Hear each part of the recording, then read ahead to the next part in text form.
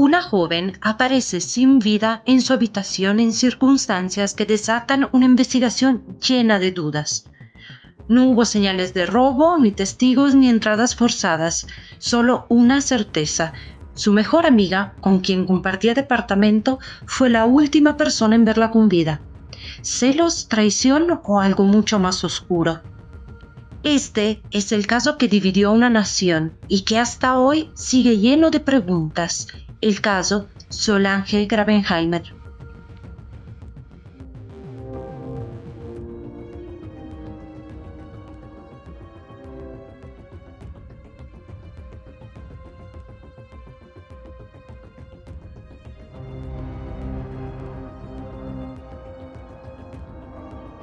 El 31 de enero de 2007, el teléfono de la policía sonó alrededor de las 11 de la noche, trayendo consigo una llamada que cambiaría para siempre las vidas de muchos. Del otro lado del teléfono estaban Lucila Fred y Santiago, quien con miedo y nerviosismo informaban que habían encontrado a su amiga Solange sin vida en su habitación. La policía llegó rápidamente al departamento de Florida, en la provincia de Buenos Aires, Argentina. Pero lo que encontraron en esa pequeña habitación fue un rompecabezas difícil de resolver. Aunque no había signos de violencia evidentes ni de robo, la escena estaba alterada, con objetos fuera de lugar, lo que sugería que algo había sucedido en este cuarto. Solange, con solo 21 años, había sido hallada sin vida en circunstancias tan desconcertantes que ni la propia policía sabía qué pensar. Los detalles completos aún no estaban claros, pero ¿cómo llegó Solange a esta trágica situación? Solange Grabenheimer y Lucila Fred tenían 21 años. Se conocieron durante la secundaria y desde entonces se volvieron inseparables. Compartían gustos, salidas, amigos y con el tiempo también un techo. En octubre de 2005 decidieron dar un paso importante, mudarse juntas a un pequeño departamento tipo PH en la calle Güemes 2280. Parecía la evolución natural de una amistad intensa. Solange estudiaba la carrera de hotelería y trabajaba en la casa de polarizado de auto de su padre. Era estructurada, meticulosa, de carácter fuerte, pero era reservada y tranquila, dedicada a su trabajo con el padre. Lucila, por su parte, cursaba cine y tenía un empleo en un laboratorio farmacéutico. Su personalidad era más relajada, incluso desordenada. Era descrita como extrovertida, con un círculo social más amplio y un estilo de vida algo más caótico. Las diferencias, que al principio eran puros detalles, se volvieron fuente de tensión constante con el tiempo. Solange, según su propia madre, ya no quería vivir con Lucila. Las discusiones eran cada vez más frecuentes, especialmente por cuestiones domésticas, desde platos sucios hasta el uso de objetos personales sin permiso. La amistad estaba desgastándose, aunque hacia afuera todo seguía pareciendo normal. Aún así, habían pasado juntas las fiestas de fin de año de 2006 y planeaban viajar a Brasil ese verano. Lo que nadie imaginaba era que estos días compartidos serían los últimos. La mañana del 10 de enero de 2007 comenzaba como cualquier otra en el departamento de Solange y Lucila. Lucila, según su testimonio, se despertó alrededor de las 7, se duchó rápidamente y salió rumbo al trabajo hacia las 7:30 de la mañana. Antes de marcharse, notó que Solange aún dormía. Solange, de hecho, no tenía apuro esa mañana. Su despertador estaba programado para sonar recién a las 10:30 y planeaba dormir hasta más tarde. La jornada transcurrió con un silencio que no encajaba. Solange no apareció por el local familiar, no respondió a mensaje y no atendió al teléfono. Las amigas tenían planeado ir a una fiesta aquella noche, pero Solange no se presentó en casa del amigo. Lucila, inquieta, decidió entonces ir a buscarla, pero no sola. Tenía un muy mal presentimiento y la acompañaron el novio de Solange, Santiago, y una amiga. El departamento no estaba cerrado con llave, pero no tenía signo de forzamiento, y desde afuera todavía se podía oír el ruido del despertador. Finalmente Santiago fue quien entró primero. y al adelantarse en el departamento descubrió el cuerpo sin vida de la novia, tirada en el suelo de su habitación boca abajo. Lucila, al escuchar los gritos de Santiago, subió al cuarto de Solange y vio la escena que cambiaría para siempre la vida de todos los involucrados. La escena era desgarradora y totalmente distinta a lo que se esperaban encontrar. Tras el impactante hallazgo, lo primero que hizo Santiago fue salir corriendo del cuarto. Una vecina que escuchó el alboroto bajó rápidamente para saber qué ocurría. La conmoción era evidente. Lucila estaba en shock y la amiga que los acompañaba también comenzó a alterarse al entender lo que acababa de suceder. Llamaron entonces al 911 con confusión y angustia. Poco después llegaron al lugar efectivos de la policía y personal médico. Confirmaron lo que ya se temía. Solange había fallecido. No había nada que se pudiera hacer. El departamento fue inmediatamente presentado y las 3 personas presentes fueron trasladadas para declarar. Mientras tanto, la noticia comenzaba a circular rápidamente entre amigos, conocidos y familiares. Lucila, según se relataría después, permaneció en un rincón sin poder articular palabras. Algunos testigos dirían que su reacción fue fría, otros que estaba en estado de shock. Lo cierto es que en este momento nadie podía imaginar que días después los ojos de la justicia se posarían con fuerza sobre ella. Los primeros peritajes dentro del departamento no mostraron señales de ingreso forzado. Tampoco faltaban objetos ni había signos de lucha evidentes. Solange todavía tenía puesto su reloj en la muñeca y sobre un mueble a plena vista había dinero perteneciente al negocio del padre. Nada de valor parecía haber sido tocado. Para los investigadores, eso fue suficiente para descartar casi de inmediato el robo como móvil del crimen. Lucila, al declarar, cuenta que se fue temprano a trabajar, que dejó a su amiga dormida, que pasaron una noche tranquila y que no escuchó nada fuera de lo normal. Pero pronto surgen las dudas. ¿Por qué tardaron tantas horas en buscarla? ¿Por qué Lucila no quiso entrar en el cuarto cuando llegaron? Santiago, el novio, por su parte, describe con claridad cómo encontró el cuerpo y cómo Lucila permaneció paralizada antes de seguirlo al cuarto. Es un detalle que en este momento pasa desapercibido, pero que con el tiempo será revisado una y otra vez. Los peritos comienzan a trabajar. Levantan pruebas, fotografían la escena e intentan reconstruir una línea del tiempo, pero el caso no será sencillo. En este departamento convivían 2 personas y sin signos de ingreso forzado, la sospecha no tarda en volverse hacia adentro. La policía comenzó a trabajar con la hipótesis de que el autor del crimen no era un extraño. Y cuando se trata de alguien cercano, las primeras miradas suelen dirigirse a quienes estuvieron más cerca de la víctima. A medida que avanzan las investigaciones y más detalles salen a la luz, las primeras contradicciones comienzan a emerger.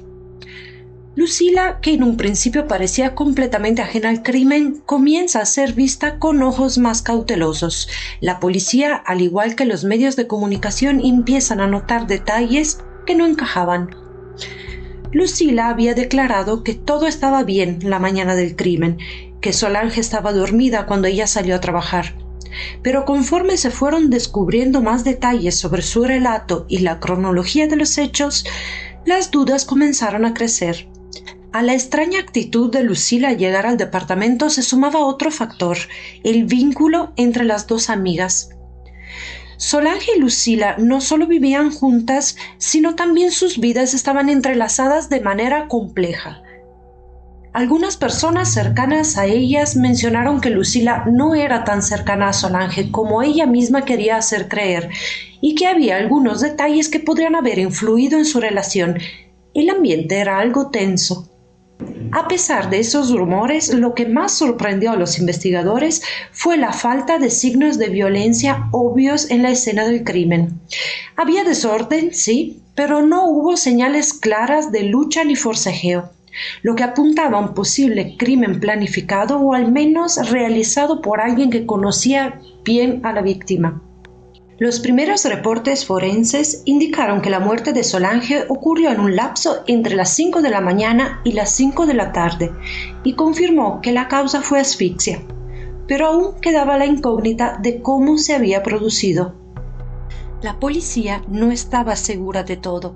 Las primeras indagatorias apuntaban a que el asesinato había sido planificado con frialdad, dada la naturaleza de los golpes y la ausencia de signos de defensa. La atención de la prensa se centró cada vez más en las relaciones personales entre las involucradas y en cómo la amistad entre Lucila y Solange, a pesar de la aparente normalidad, podría haber estado marcada por tensiones ocultas. La escena que recibió a los primeros profesionales aquella mañana tenía algo más que tragedia, tenía negligencia. Cuando el médico forense llegó al departamento de Solange Grabenheimer, no contaba ni siquiera con un termómetro. No pudo determinar con precisión la temperatura del cuerpo y, además, enfrentó dificultades para determinar el estado de rigidez del cuerpo, lo que obviamente generó confusión sobre la hora de la muerte. Eso, que puede parecer un detalle menor, fue el primero de una cadena de errores que complicarían todo el proceso investigativo. Nadie protegió adecuadamente el lugar. La escena del crimen, en lugar de ser preservada como el rompecabezas delicado que era, se contaminó con el ir y venir de policías y personal que no usaban guantes ni tomaban precauciones. Los datos clave que se podían haber recogido en esas primeras horas, como huellas o fibras, quedaron en entredicho para siempre. Cuando se trasladó el cuerpo al Instituto de Ciencias Forenses, las cosas no mejoraron. El diagnóstico inicial fue que Solange había sido sorprendida mientras dormía y posteriormente apuñalada en el cuello. Uno de los errores más significativos fue la contaminación de una prueba clave durante la autopsia, el humor vítreo. Ese líquido ocular es fundamental para estimar con precisión la hora de la muerte. Un perito reconoció que la muestra fue contaminada, lo que impidió obtener una estimación certera del momento del fallecimiento de Solange. Pero hubo algo más: las marcas en el rostro de Solange, marcas que algunos interpretaron como indicio de que el asesino pudo haberlas sujetado con fuerza. Lo llamativo era que esas marcas sugerían que el agresor usó la mano izquierda. Lucila Friend, una de los principales sospechosos, era zurda. Y había otra señal todavía más extraña. En el muslo derecho de Solange, los forenses hallaron la impronta de un objeto, una figura clara de aproximadamente 6 centímetros, compatible con la base de un encendedor tipo Bic. La piel estaba sin livideces en este punto, lo que indicaba que ese objeto había permanecido ahí por varias horas después de la muerte. Vale la pena aclarar que cuando un objeto permanece en contacto con la piel de un cadáver durante un periodo prolongado, puede dejar una impronta visible. Esto ocurre debido a la presión ejercida por el objeto, que impide la circulación sanguínea en esta área específica, mientras que en las zonas circunstantes la sangre se acumula por gravedad, formando manchas moradas. Al retirar el objeto, la zona de contacto aparece más clara en contraste con las áreas alrededor. Por lo tanto, la presencia de una marca de este tipo sugiere que el objeto estuvo en contacto con la piel durante varias horas después del fallecimiento, pero en la escena el encendedor ya no estaba.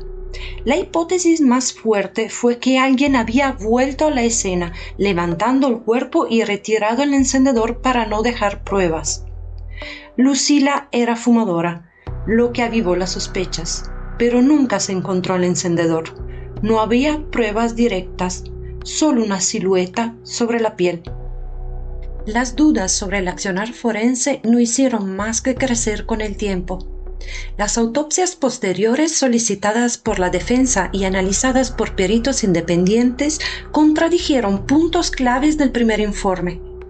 La primera decía que la muerte se había realizado entre las 5 de la mañana y las 17.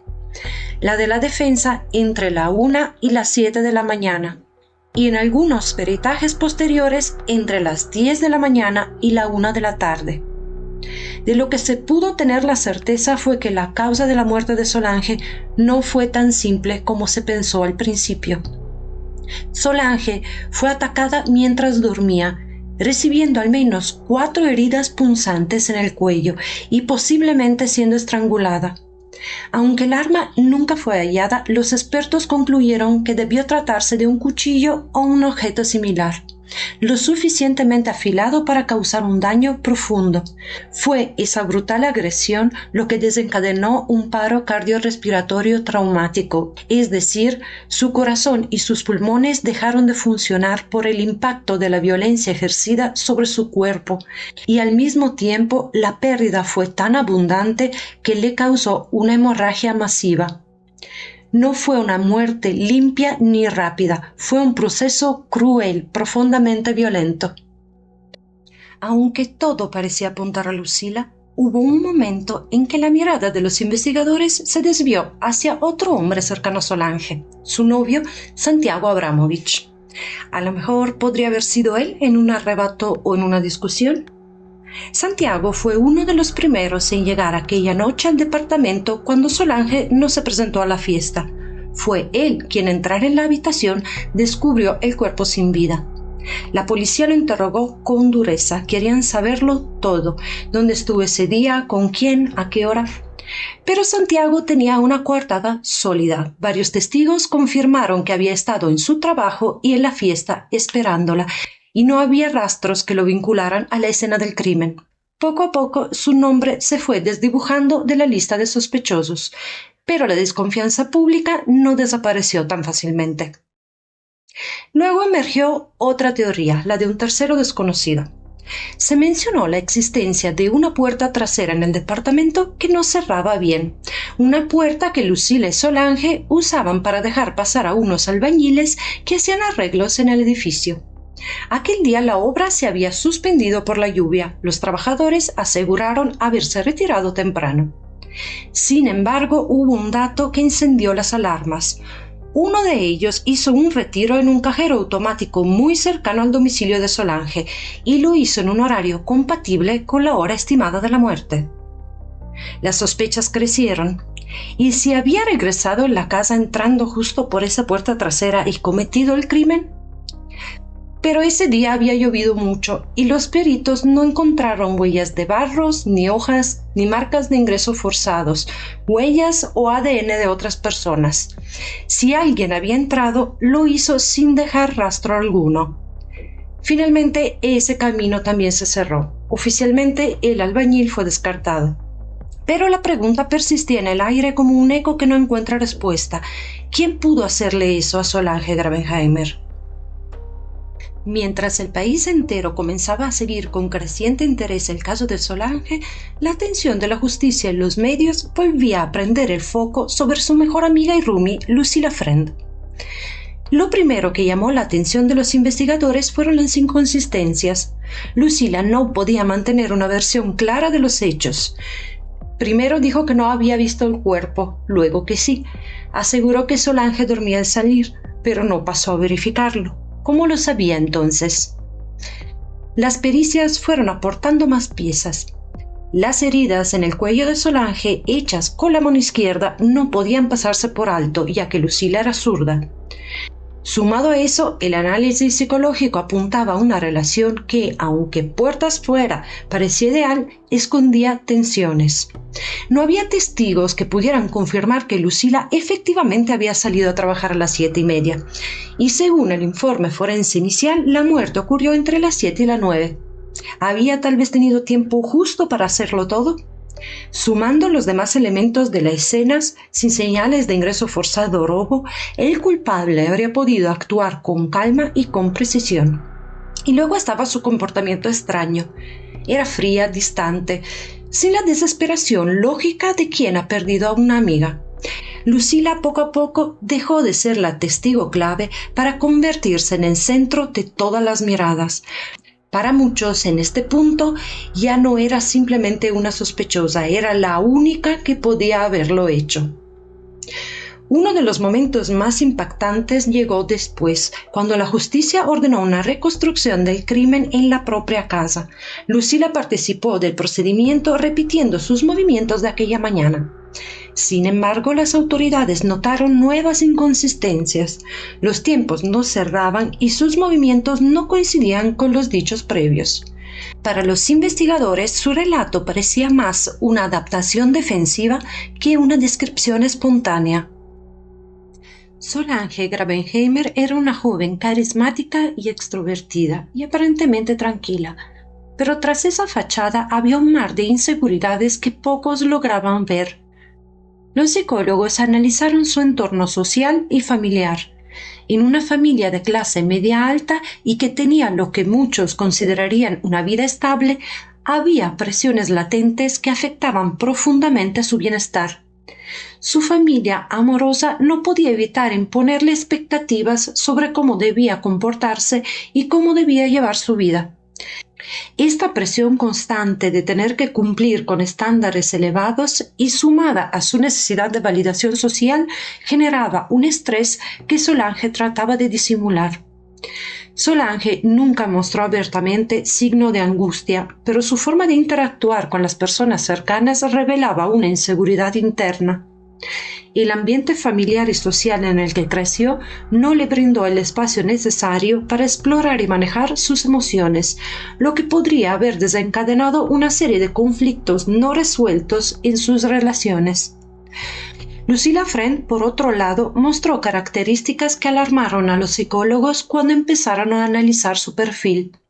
La psicóloga que se encargó de evaluar a Lucila destacó claramente la presencia de rasgos psicopáticos y un perfil histriónico que muestra una gran necesidad de atención y una tendencia a ser dramática o teatral.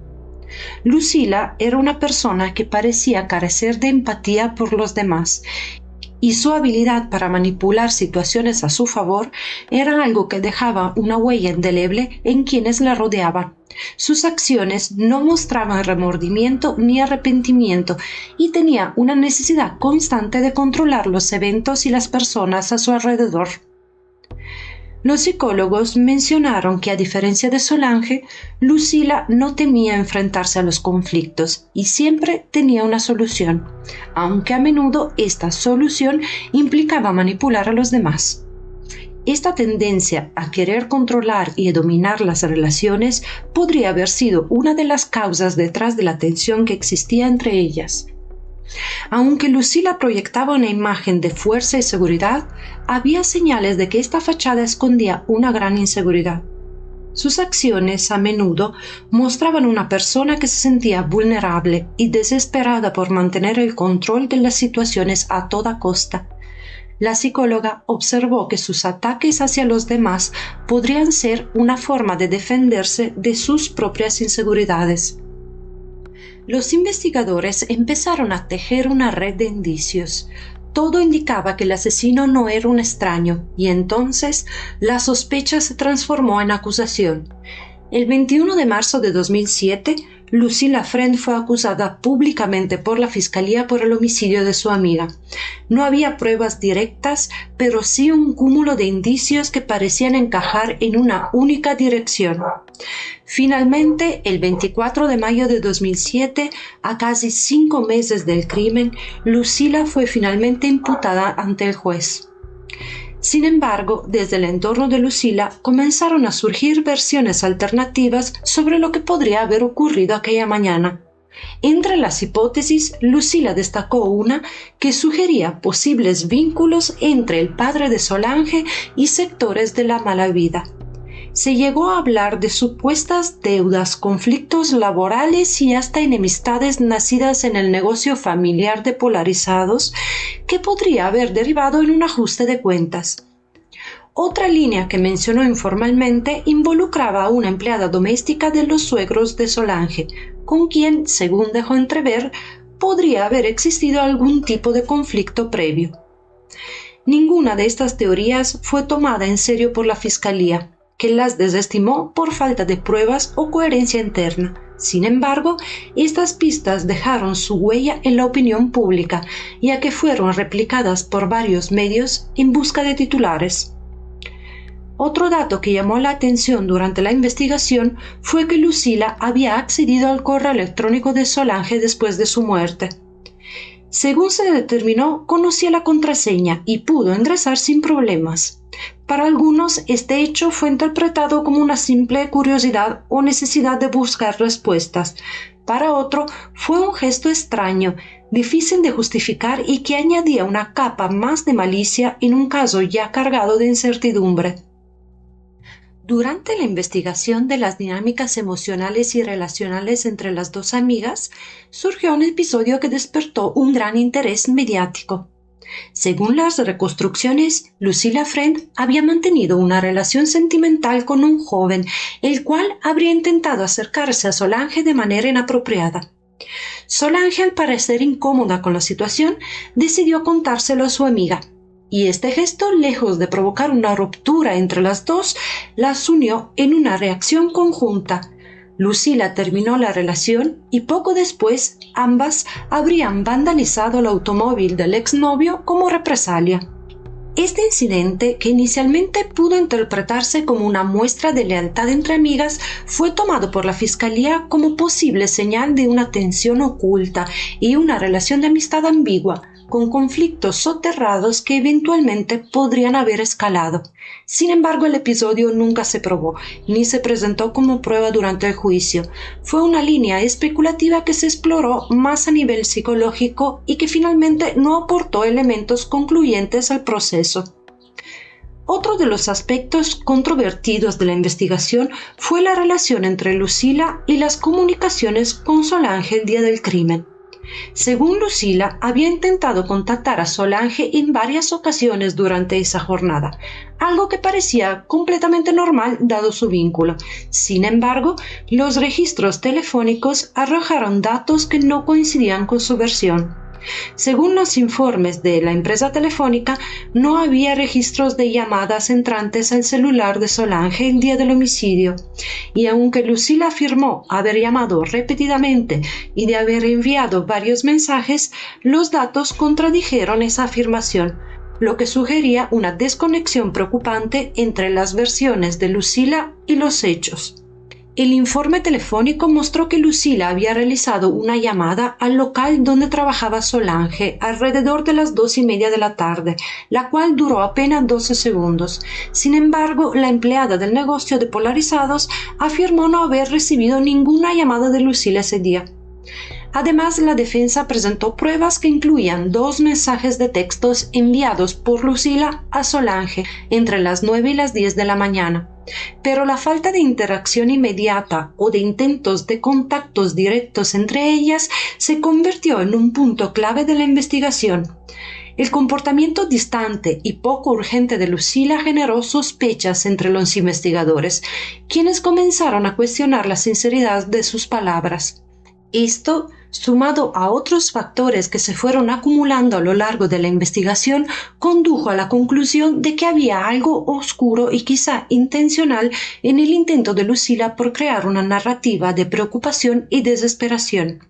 En este clima ambiguo, con la causa avanzando a tientas entre pruebas indiciarias, teorías alternativas y sospechas sin confirmar, se preparaba el terreno para uno de los juicios más controversiales y seguidos por la opinión pública argentina. El 10 de enero de 2007, la vida de Solange Grabenheimer fue truncada de manera brutal en su propio hogar. La investigación apuntó hacia Lucila, quien fue imputada por el crimen. Sin embargo, a lo largo del proceso judicial surgieron dudas y contradicciones que debilitaron la acusación. El juicio oral, que comenzó en junio de 2011, fue seguido de cerca por la opinión pública y los medios. Finalmente, el 12 de julio de ese año, el tribunal absolvió a Lucila por unanimidad, al no encontrar pruebas concluyentes en su contra. La votación de las cuestiones precedentemente planteadas y decididas, el tribunal, por unanimidad, se pronuncia por el veredicto absolutorio. La sentencia fue confirmada por la Cámara de Casación en 2013, dejando el caso sin un culpable identificado. Para muchos, el anuncio fue un shock. Para otros, solo una confirmación de sospechas que venían arrastrándose desde hace mucho tiempo. Para la opinión pública se trataba de una injusticia. Una joven había sido asesinada en su hogar y tras años de proceso judicial nadie era declarado culpable. La familia Grabenheimer no ocultó su dolor ni su indignación. A su entender, todas las pistas conducían a una única persona, pero la justicia dictaminó otra cosa. No había pruebas suficientes. En los medios la discusión se encendió de nuevo. ¿Había fallado la ciencia forense? ¿Se contaminó irremediablemente la escena del crimen o fue la justicia quien no estuvo a la altura? Lucila, por su parte, optó por alejarse. Se marchó del país en busca de anonimato en Barcelona, España, y ha formado una familia teniendo un hijo con su pareja. En enero de 2022, al cumplirse 15 años del crimen y coincidiendo con la prescripción de la causa, Lucila envió una carta a medios argentinos donde expresó su frustración por la falta de justicia y la inanición de las autoridades para continuar la investigación, señalando que el esclarecimiento del caso era algo que todos merecían. Porque cierto es que pese al juicio y pese a los titulares, el asesinato de Solange sigue sin una verdad judicial firme. Solange quedó en la memoria colectiva como el rostro de una tragedia sin justicia. El caso Solange Grabenheimer prescribió sin culpables, sin justicia y sin certezas. Lucila Friend, la única imputada, fue liberada por falta de pruebas concluyentes. Las teorías sobre terceros, los errores forenses y una escena del crimen contaminada impidieron que la verdad saliera a la luz. Hoy, casi 2 décadas después, la muerte de Solange sigue siendo un enigma. ¿Fue una discusión entre amigas que terminó en tragedia o un crimen premeditado encubierto con precisión? ¿O un error judicial que dejó libre a un verdadero culpable? Y mientras los expedientes acumulan polvo, mientras la opinión pública se divide entre teorías y conjeturas, una pregunta sigue sin respuesta. ¿Quién mató a Solange Grabenheimer? Porque detrás de todo análisis, Solange no era solo un nombre en un titular, era una joven con sueños, con amigos, con una vida que apenas empezaba. Y lo único cierto es que alguien mató a Solange y nunca pagó por ello. Gracias por haber escuchado esta historia hasta el final. En este canal comparto casos reales y difíciles, pero que no deben quedar en el olvido. Si quieres seguir explorando esas historias conmigo, suscríbete, deja tu like y cuéntame en los comentarios qué caso te gustaría investigar juntos. Cada gesto ayuda a iluminar lo que muchas veces permanece en la sombra.